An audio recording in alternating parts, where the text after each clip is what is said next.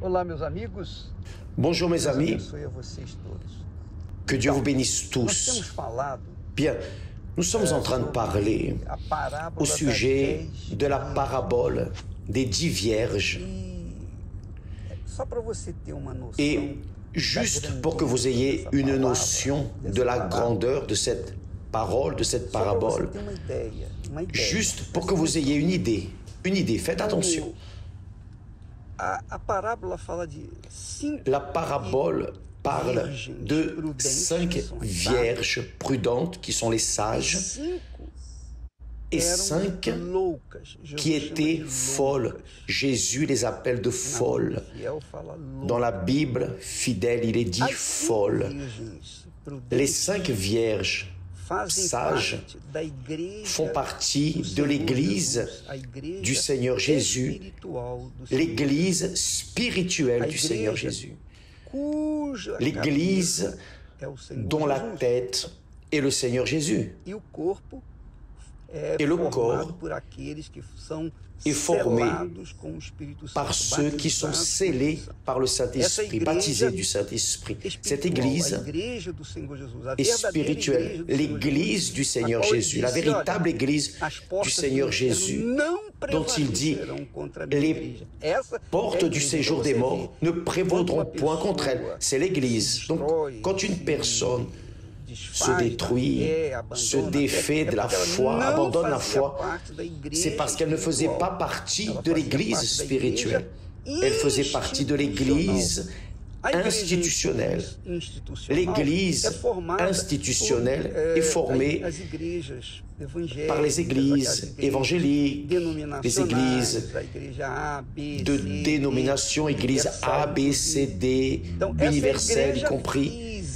Ça, c'est l'Église physique qui travaille pour amener les personnes vers l'Église spirituelle.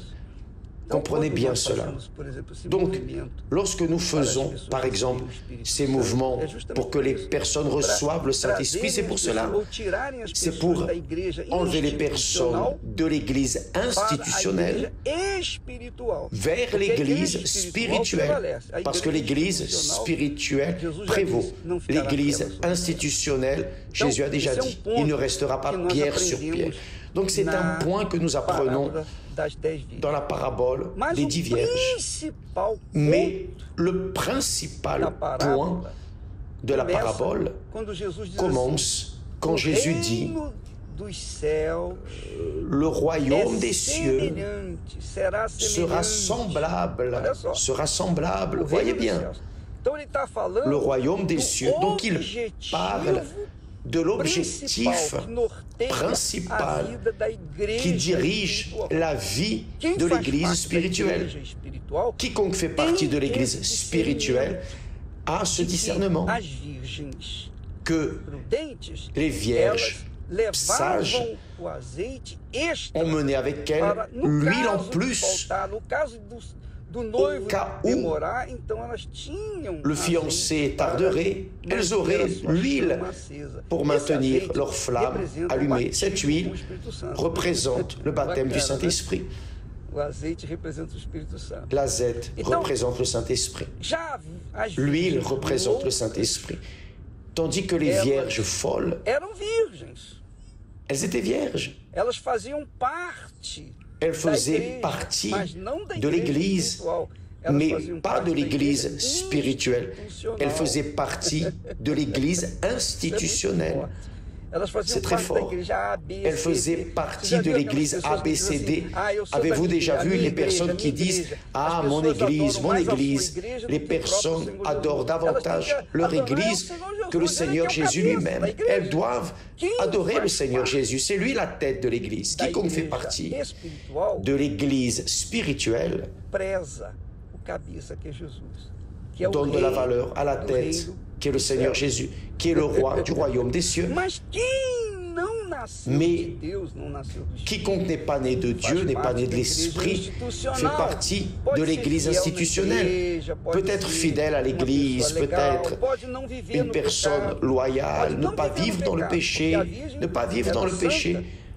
Parce que la Vierge était sainte, supposément sainte. Seul Dieu voyait son péché, raison pour laquelle Jésus l'a appelée de folle.